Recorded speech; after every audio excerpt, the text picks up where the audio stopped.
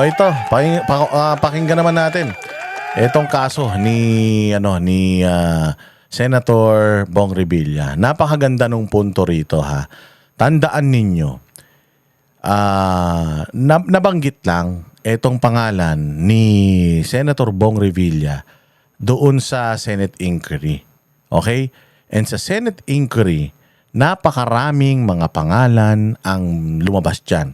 Andyan yung sila Arjo Atayde, sila yung Roman Romulo, si Zaldico, si Sandro Marcos. Nandiyan dyan lumabas yung tatay, yung pinsan, Bongbong at saka ito si Romualdez. Diyos ko. Lumabas lahat yung pangalan niya at marami pang iba. Lumabas pa Yusek Bersamin, si Pangandaman, si E.S. Bersamin, lumabas din.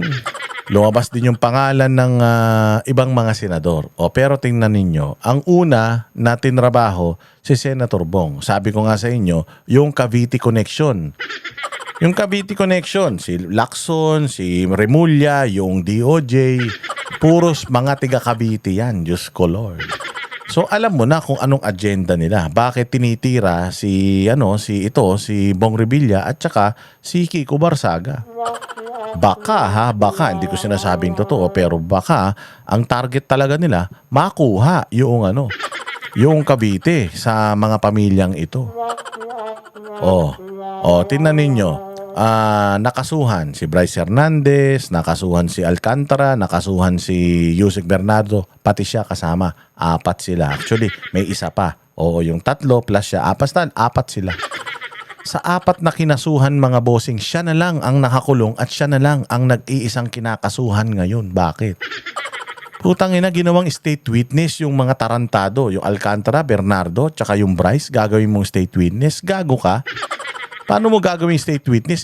Sumumpa sila sa Senado. Inamin nila yung mga krimen nila ginawa nila. Inamin nila na naglalabas sila ng pera sa kasino. Inamin nung mga nagsoli nga si Bryce Hernandez, sinoli yung SUV, sinoli yung Lamborghini.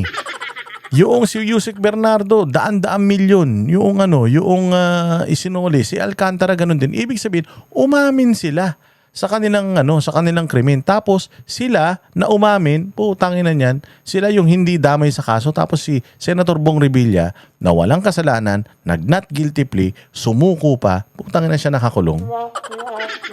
Anak ng putya na yan, saan nang hustisya sa ganyan? Pakinggan natin to. Senador Bong Revilla nang dumating sa Justice Department. Yan ay para humarap sa preliminary investigation ng kanyang plunder case kaugnay sa flood control scandal. Kasabay niyang nagpunta sa DOJ ang ilang co-accused sa kaso, ang mga state witness na sina dating DPWH Undersecretary Roberto Bernardo, former District Engineer Henry Alcantara, at former DPWH Regional Director Gerard Opulencia. Hindi ko alam kung paano nakakatulog yung mga nagkakasasaka. Nagulat na lang kami na yung tatlo, si Mr. Alcantara, Mr. Opulencia, saka si Yusek Bernardo, nag-manifest na hindi na sila sasagot kasi discharge sila sa Witness Protection Program. Imagine, bigla sila tayo akusado, tapos biglang ako na lang. Again sinabi to ni Sandro Marcos Sabi ni Sandro Marcos, walang kinalaman ang senador at ang congressman. Magbibigay lang kami ng proposal ng mga proyekto namin, DPWH, DBM at saka executive, yung mag-a-assign ng budget sa mga proyekto na hiniling namin. Dahil walang disbursing power ang Congress at ang Senate. So paano po itong si Senator dating Senador Bong Revilla paano siya yung most guilty?